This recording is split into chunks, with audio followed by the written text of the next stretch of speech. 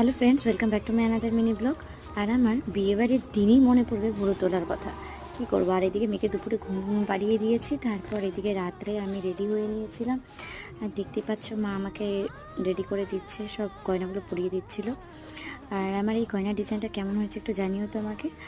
আর তারপর জানো তো, বিয়েবাড়ি গিয়েছিলাম আর পেখমের এত দুষ্টুমির চোটে আমরা দুজন মিলে একসাথে ছবি তুলতেই পারলাম না। গিয়ে দেখি বিয়ে শুরু হয়ে গেছে, অর্ধেক বিয়ে হয়েও গেছে, কারণ বিয়ের লগ্নটা খুব তাড়াতাড়ি ছিল।